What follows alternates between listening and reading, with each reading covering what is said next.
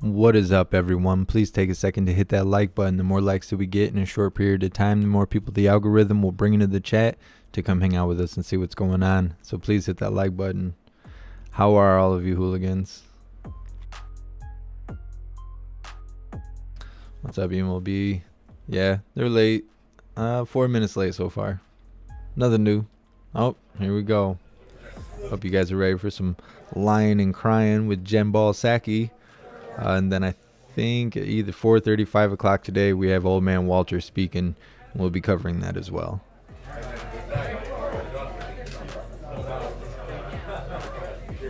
What's up, everyone? I feel a lot better. I sound worse, but I feel a lot better. I think my throat is just burnt up from, puking my brains out yesterday. But I feel a lot better.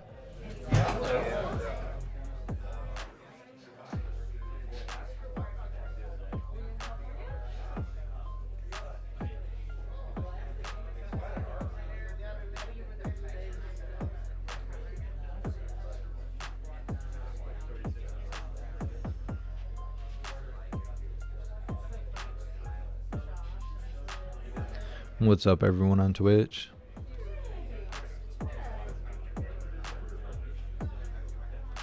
Oh, dang. I think Odyssey and Rumble did not go live. Or they might be live, but I don't think they went live the way they were supposed to.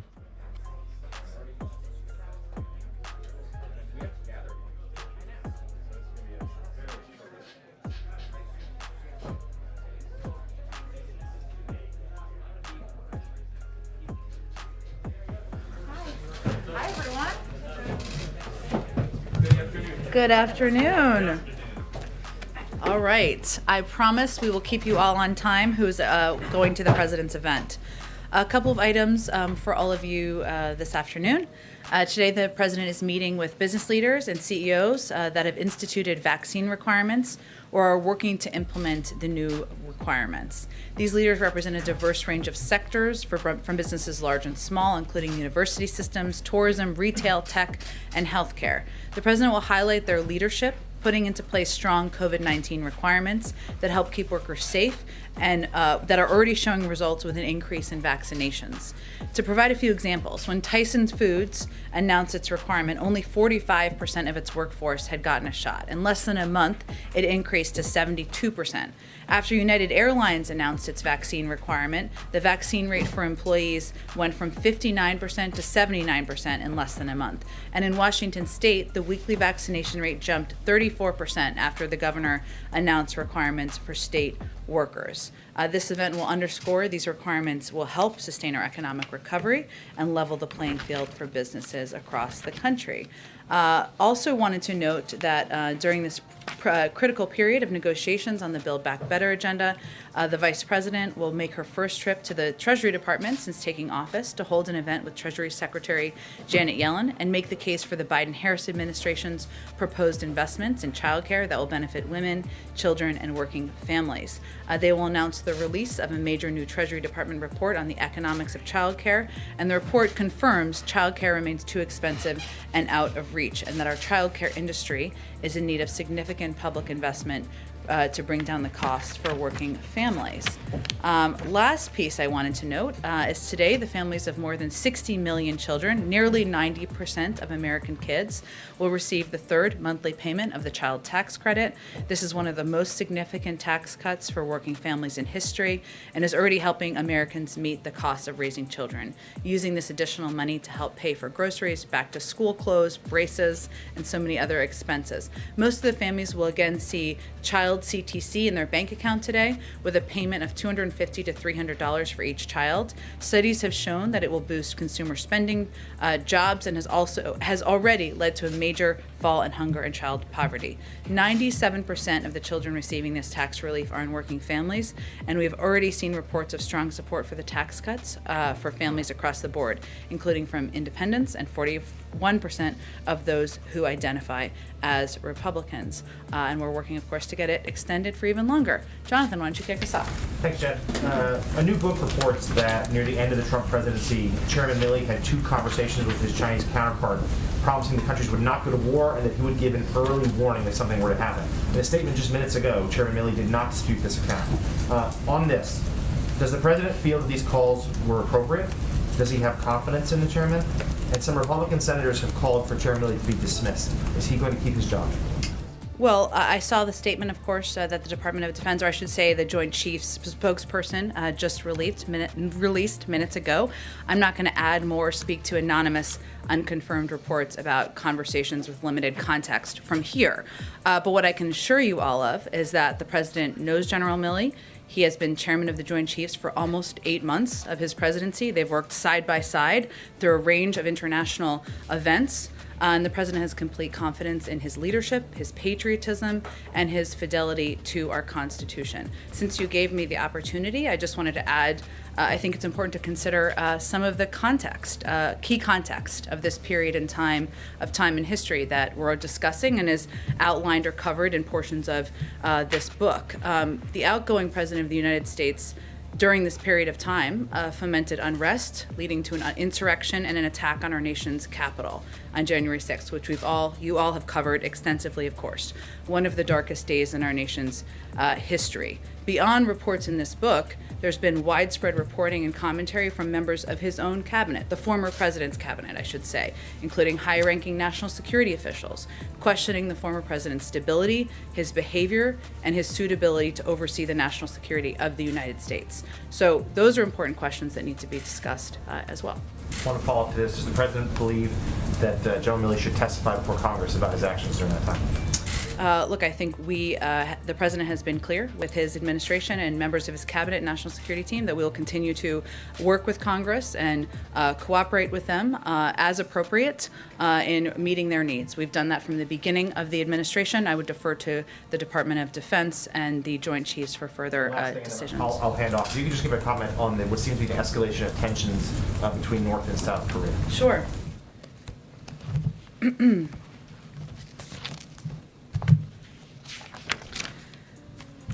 Well, I would first note that the State Department and Indo-PACOM have both put out statements as well that I would point you all to if you haven't seen them.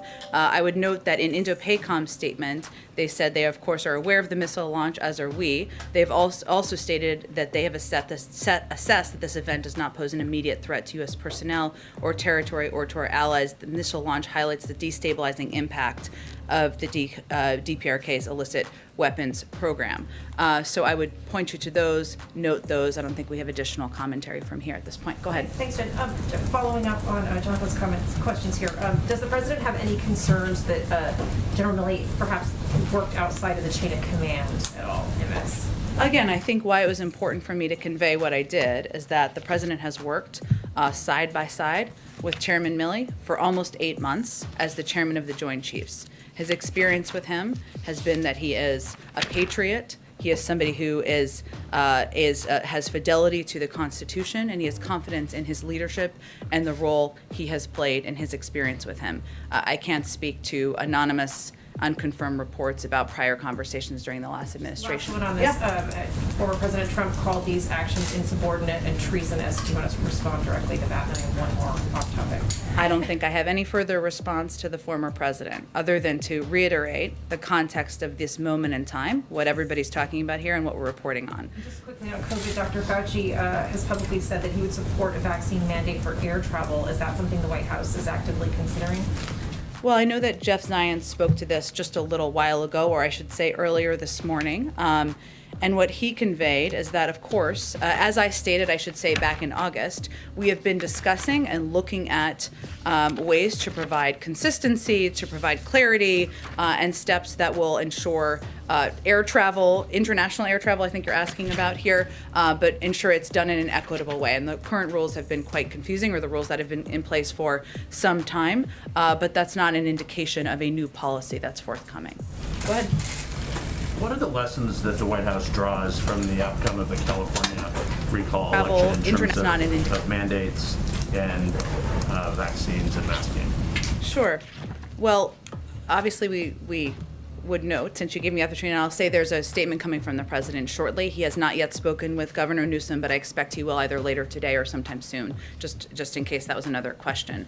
But of course, this was a resounding victory for Governor Newsom, but also for a science-based approach to fighting the pandemic, for vaccines, for testing, for steps that will protect more people and save more lives. And there's extensive data from last night that shows that Californians were overwhelmingly in favor of a leader who is willing to take strong steps to defeat COVID and get the economy up and running. Governor Newsom has been one of the leading governors in the nation protecting his people and vaccinating his state. And in our view, this was a resounding support of victory for that. If I could ask a follow-up on a different matter, how much confidence does the president have that the drone strikes in Afghanistan that killed ISIS militants? How much confidence in which aspect of it? How much confidence does he have that the drone strikes killed the targets that were intended to be ISIS fighters as opposed to innocent victims on the street? And does he take responsibility if the innocent victims were killed? Well, first, there is an investigation that's ongoing, as there always is, in any event of drone strikes that could have impacted innocent civilians. And the United States takes incredibly seriously our role in preventing civilian casualties whenever we possibly can. So I'm going to let that play out. The president also takes that responsibility incredibly seriously. We'll let that conclude, and then I'm sure we'll have more to say. But he doesn't know the answer, I guess, right? Well, that's why there's an investigation to determine what happened and make some conclusions. I wanted to ask first about filibuster. You said last month that there was no change in the president's viewpoint on that. Does that remain the case, and is it a topic that is being discussed with Senators Sinema and Manchin today?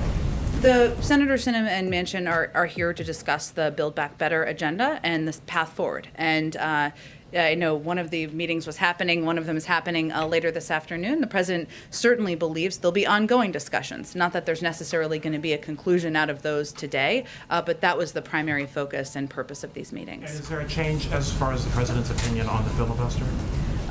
Right now, our goal has been on moving voting rights legislation forward. The Senate has obviously been working through it. There's been some announcements made about progress on compromise agreements. That's a positive step, but there hasn't been any additional change. And no change on the president's opinion as far as filibuster is concerned? Correct. Okay, and then on a different subject, on booster shots, there was FDA staff that said today that it's not clear at this point whether booster shots are useful for the general public.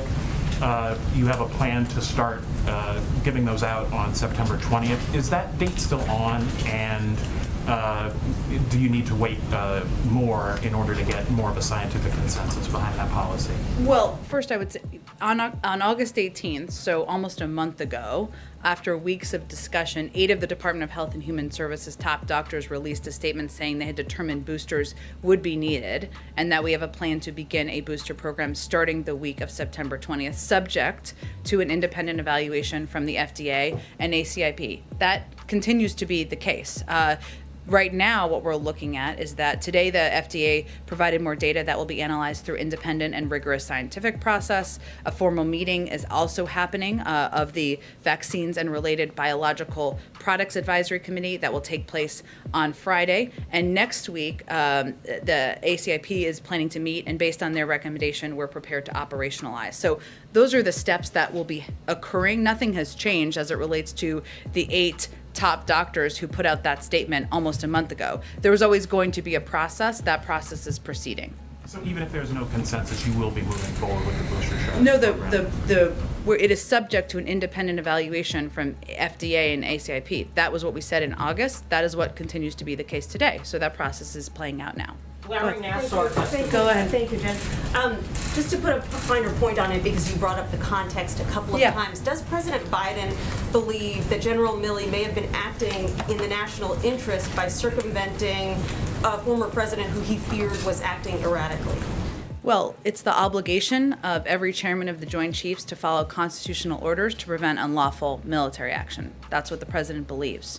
But it's also important to understand the context of when this reporting was happening during, and the fact that the former president was fomenting an insurrection, and there was broad concern from a range of members of his national security team about his behavior and fitness for office. And I know you all know and have reported on that context, but that is missing a little bit as people are discussing this. So you think General Milley may have been acting patriotically by having these conversations with Again, the Chinese? I'm not going to give further analysis other than to say that the president believes he's patriotic, that his fidelity to our Constitution is unquestionable, and he has complete confidence Has in him. President Biden had a fuller conversation with General Milley about all this since the book's details were publicized yesterday? I don't have any other further conversations to read out. Go ahead. Even if the president believes that the intentions and the patriotism of General Milley were in line with his own values, is there a point where criticism makes General Milley unable to continue in this role because it is a new administration, it's a new day, and there are some questions about if he exceeded his authority?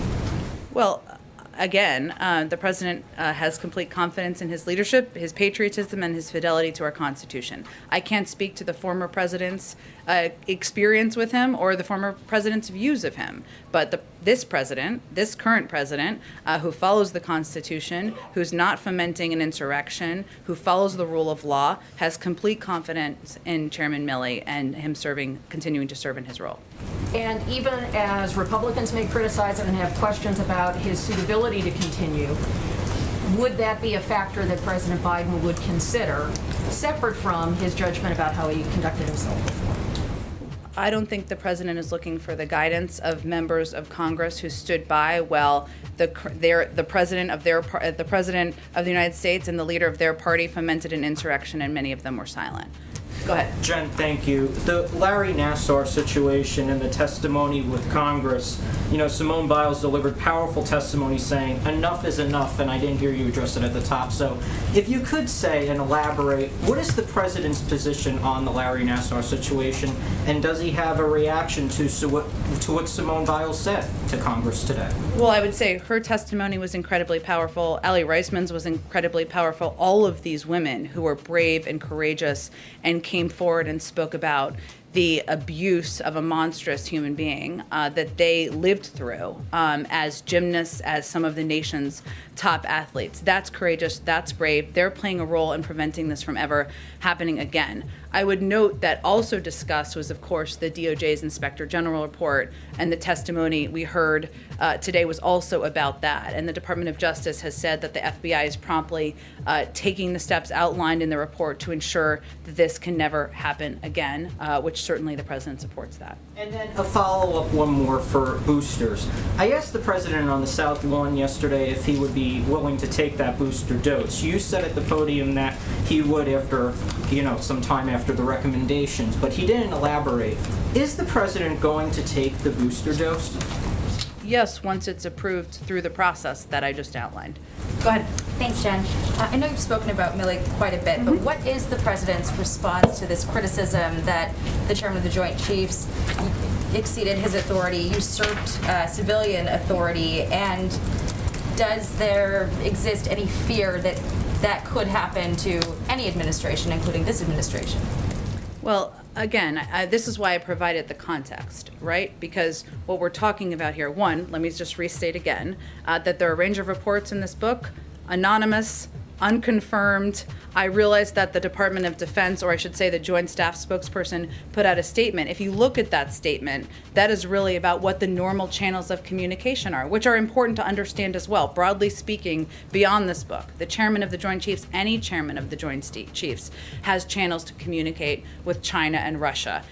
Those are meant to increase confidence. Those are meant to prevent and deter any action that would be unintended, and that is a good thing because obviously we want to prevent nuclear war. So what I can speak to, though, is the president's view of Chairman Milley. And obviously, Chairman Milley has been by his side for almost 8 months.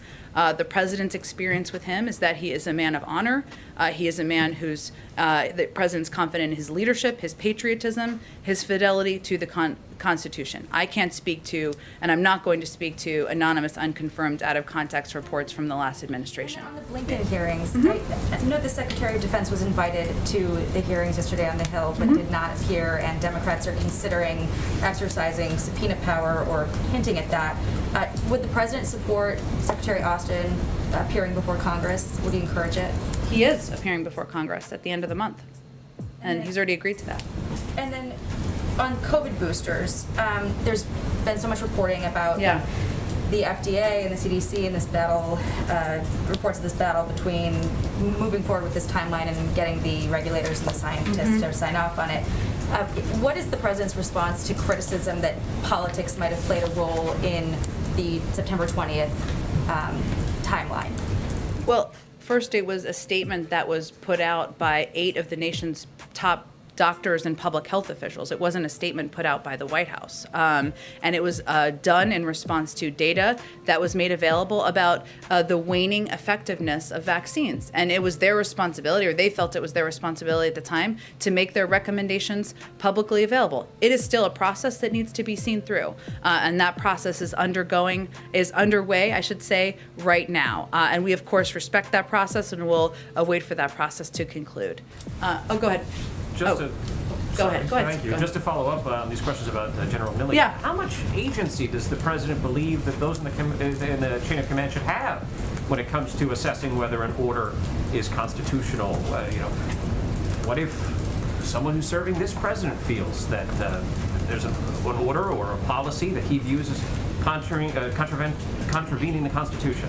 How much agency does this president give to those beneath him in the line of chain of command? Well, beyond this president, any president, it's the obligation of every chairman of the Joint Chiefs to follow constitutional orders to prevent unlawful military action.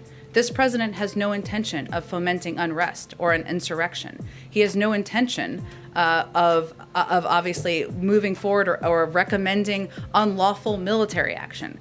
He has no intention of working in a way that is outside of what his national security team, what his military commanders are aligned with him on. I mean, obviously they're going to give him a range of recommendations, but he has no intention of working outside of what is legally allowable. So I don't think that's going to be an issue for this president. Let me ask you a follow-up to the vaccine mandate question. What's the last week you were asked about the obligation that employers have, and you suggested that large employers have the ability to pay for certain things. What's the advice the White House would give to employers that might find it difficult to find the people to do certain things? What if, particularly in blue-collar industries, what if people say, you know what, I don't need the vaccine, I don't want the vaccine? What should an employer do? Should an employer fire his workers? And then what?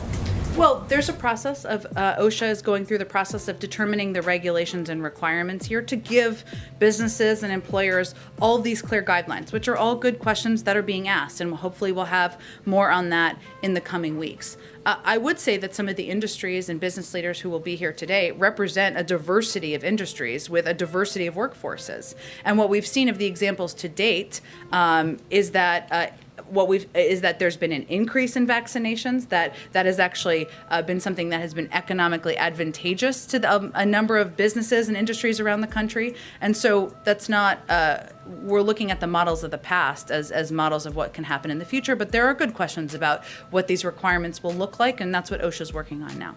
Go ahead. Thanks, Jen. You said you don't want to respond to unconfirmed out-of-context reporting, but you've also given a really ringing endorsement to General Milley. So I guess my question is it fair to say that the president feels he knows enough about what General Milley did or didn't do at the end of the last administration, or does he want to know more? He knows General Milley, and he's worked beside him for the last nearly 8 months, and that's what gives the president confidence in him. This is finished as far as he's concerned. In other words, there's nothing more to investigate.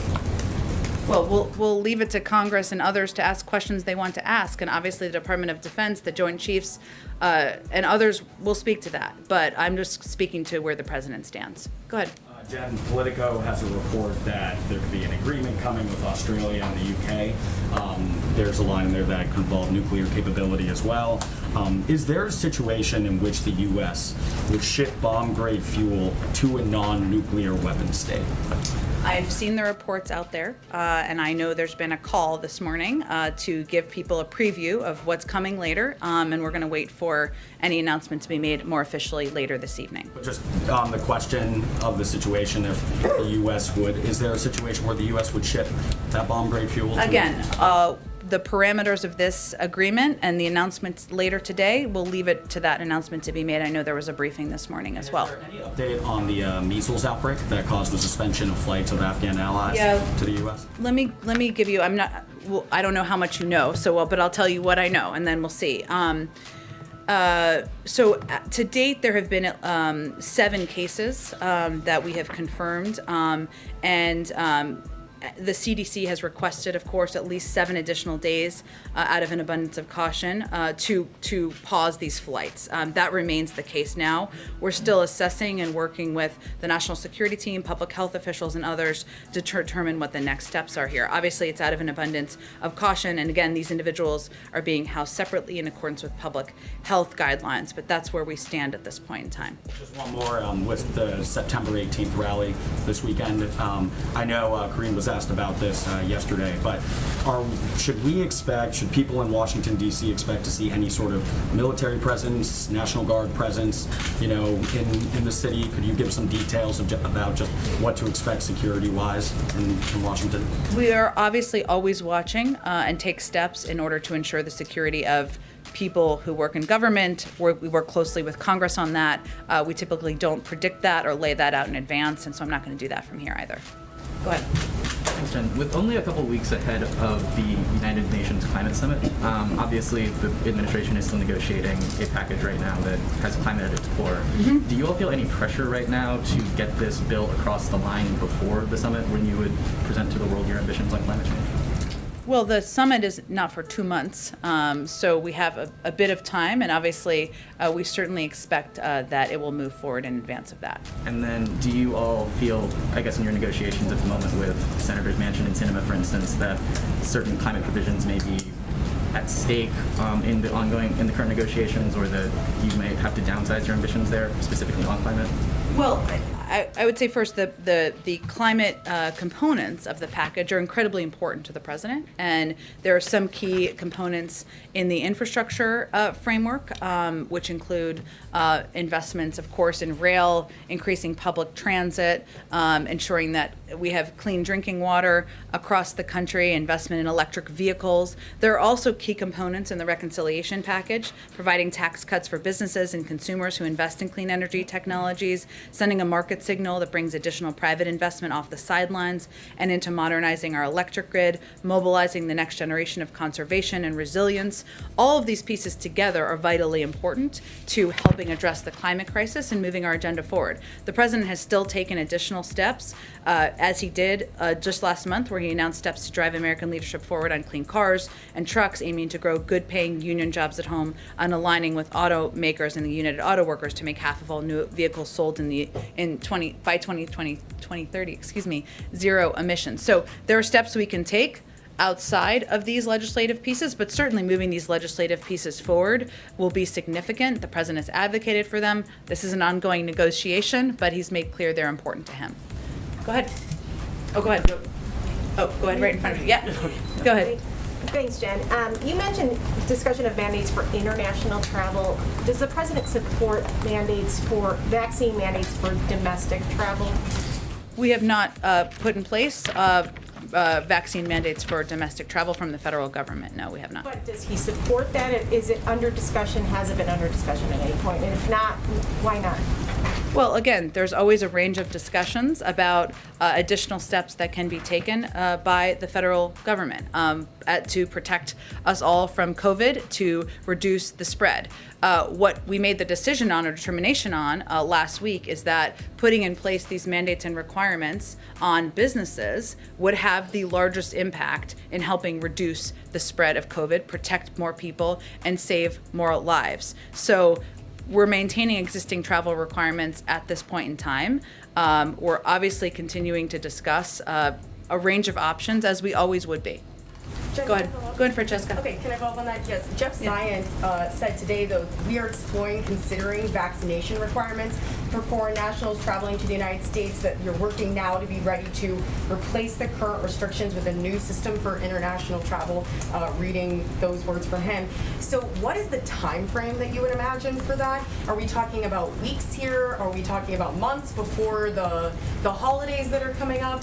What can you tell us about that? So I said something similar in August. So did Jeff Zients, about our desire to work through these working groups, which is different from the domestic question. This is about the international component, to create consistent, equitable approaches that will also keep the American people safe and stop the spread of COVID here. I don't have a projected timeline. It's just an ongoing discussion that's been happening since last August. Okay, since August. Sure. Last And a month. separate question about the vaccine mandate that the president announced. Yeah.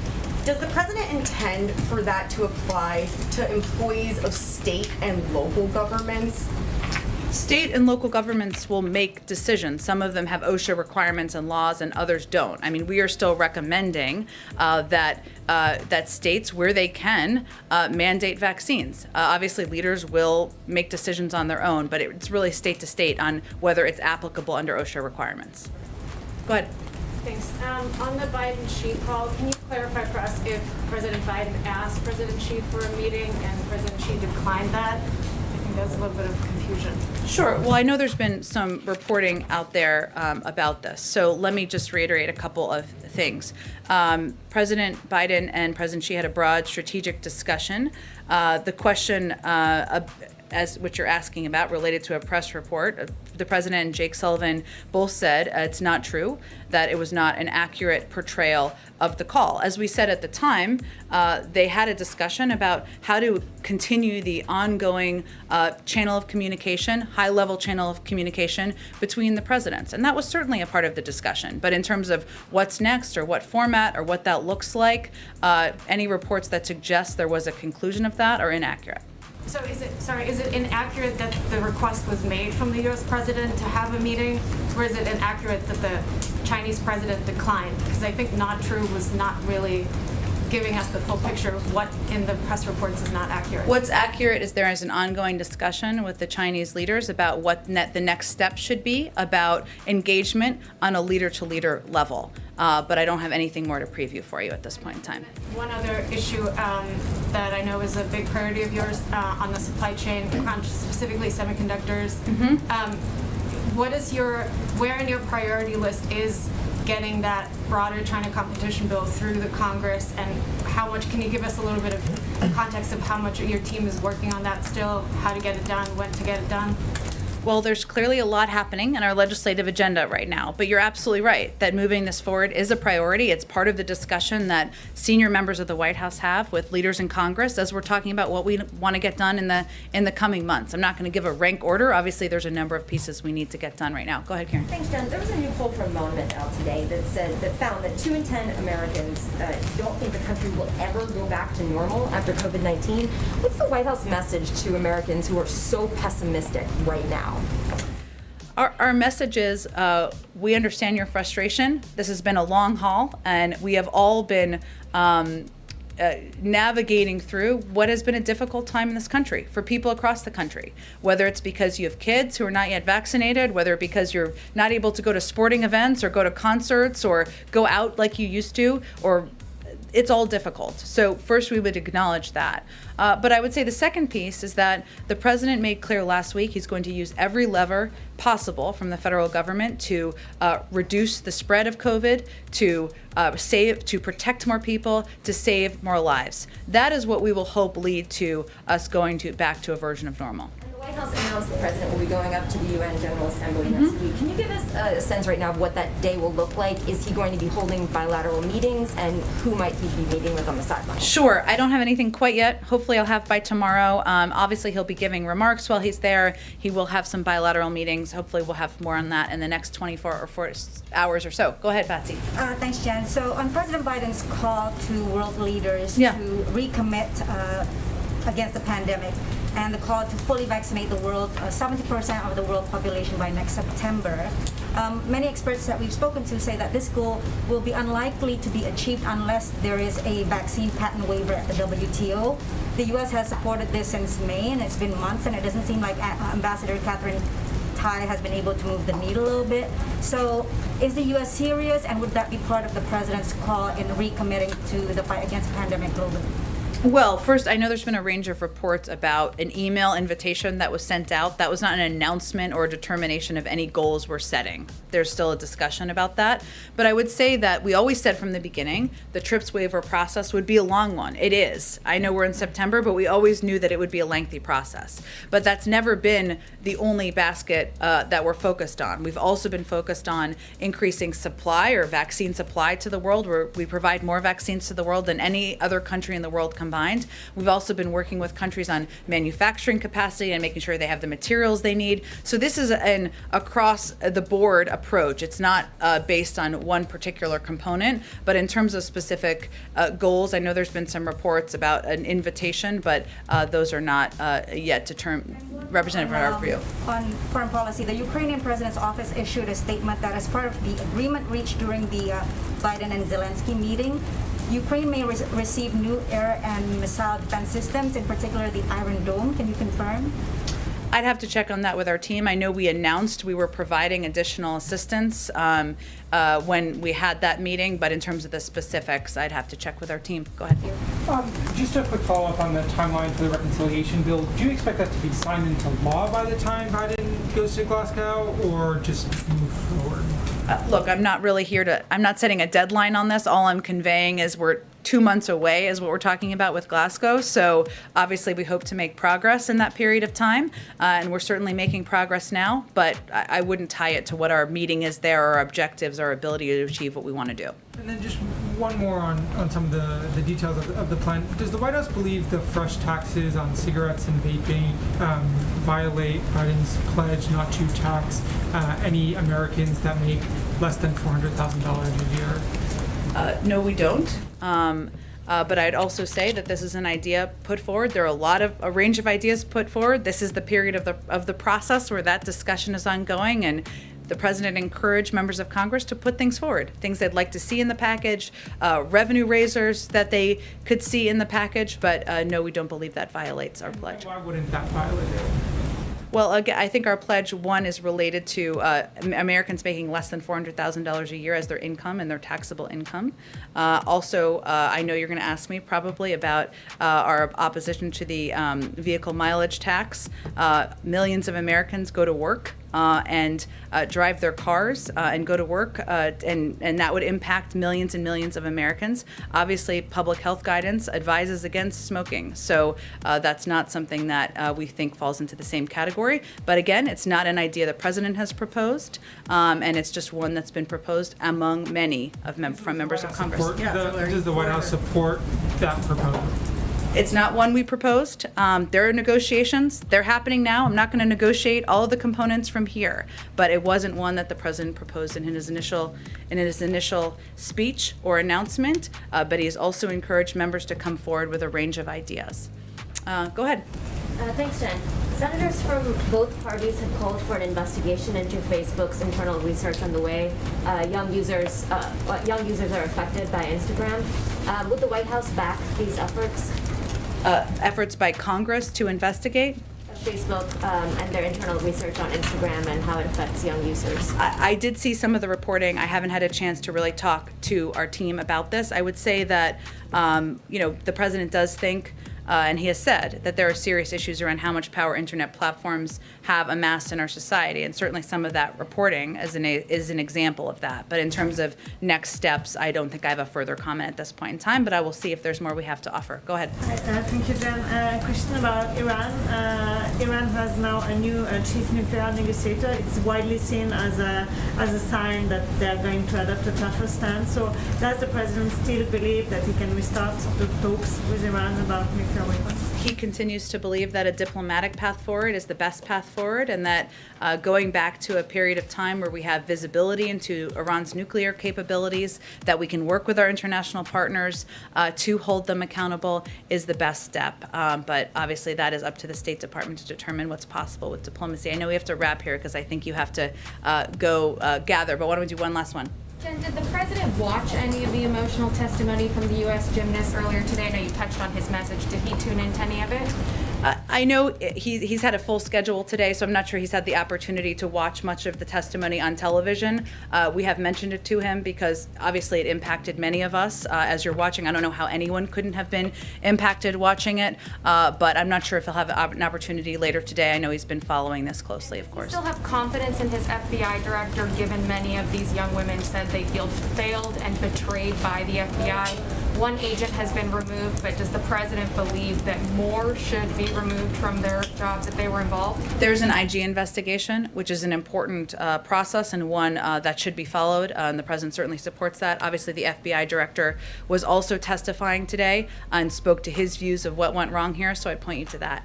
Okay, thanks so much, everyone. I think I got to wrap because you guys have to gather. Thanks, everyone. And the Arizona Attorney General suing the Biden administration over the mandate. Any comment? She provided zero information. There was nothing. She did not answer a single question.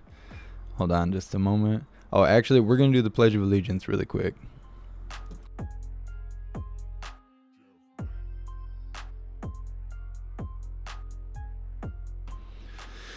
Yeah, she sucks. I see a bunch of you saying that in the chat. Yeah, she sucks. Anyways, we're going to do a Pledge of Allegiance.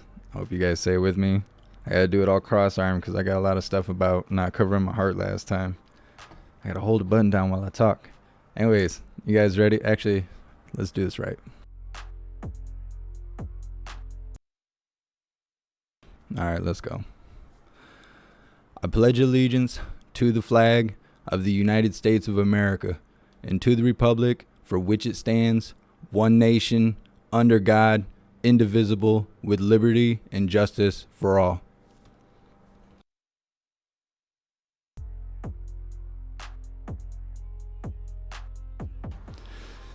Thank you guys so much for being here. You guys are awesome. Let's get a time for Biden's speech. I'm not sure what Biden's going to say today, but he is supposed to speak today. So just a moment, let me pull it up so we can get an idea of what time he's supposed to show up. We know he'll be late, but just give me a second.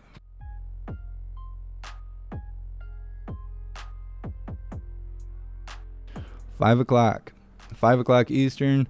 Old man Walter Biden is to deliver a brief remarks about a national security initiative. Well, that sounds interesting.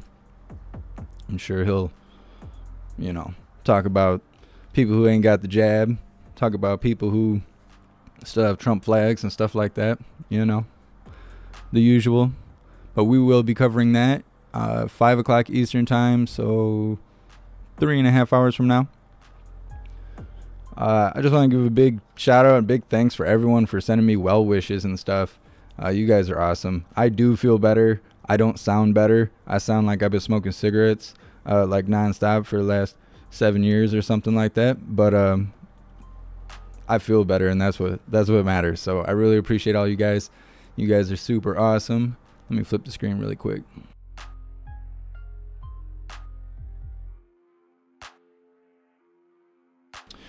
So anyways, I don't really have any other updates because I slept all day yesterday because I was sick. So I don't really know what else is going on in the world. I know almost everything that was asked by the reporters today is information that's already come out. Pretty much every subject they touched on is information that has already come out on the news one way or another, from the drone strikes to the phone calls with China and all that stuff. And for some reason, Psaki was unable to provide us with information or even admit that any of it even happened. Just a failure, full-on failure. Like, worst customer service ever. That's basically what she is. It's customer service for the White House. She sucks. Anyways, let's get some shout-outs in, and we will wrap this up. Let's see, where does it start? Thank you so much, Beachfront Girl, Loco Valdez, Mark Hill, Boobler, and Mark Hill again. Thank you guys so much for your donations and your support. I really appreciate you. Big shout out to everyone that made donations, joined the membership program, or purchased any merch. I would not be able to do this without you. You guys are what's keeping this all rolling. So thank you guys so much. I appreciate all of you. Please take a second to subscribe or follow on whatever platform you are currently watching. It will help you connect with the platform you're watching, become more familiar with it, but it will also help the algorithm know that they should be bringing new viewers to this platform in order to see what's actually going on around them. In order to stay notified at all times, please join the Discord. The Discord is a free app that you download on your phone. You come to any of my lives, go in the description, find the link, find the Discord link, follow a few simple steps. You'll be greeted with an automated message letting you know that you've done all you need to do in order to receive notifications for when and where we go live. So please get the Discord. Also, there is great conversation going on 24 hours a day, tons of information pouring in. If you want to be up to date with what's going on in the world and also be around like-minded individuals, pretty much we're all networking together with the truth, you should definitely join the Discord. So yeah, that's really all I got for now. I will see you all at 5 o'clock with old man Walter Biden and the crap he has to stammer about and whatnot. Also, I am still waiting for my merch, my new merch, to come in the mail. As soon as I get that in the mail, I will bring up the new designs, make a decision on what store we're going to roll with. I'm going to try and transfer all the designs we already have, but I'm also going to try and put up at least 2 or 3 new designs for all of you guys to check out. I've had a couple comments about the shirt that I'm wearing now. The hooligan that helps me design my merch actually sent me this shirt. I keep letting her know that, you know, everybody really digs it. So she's provided me with the files in order to upload it on the new store. I just have to figure out what store we're going to go with. So I'm just waiting on that merch to come in the mail. As soon as I do, I will let you guys know. So that's all I have for now. I will see you guys on the next live, which is, again, about 3.5 hours with old man Walter Biden. Until then, stand tall, shine bright, and that's a wrap.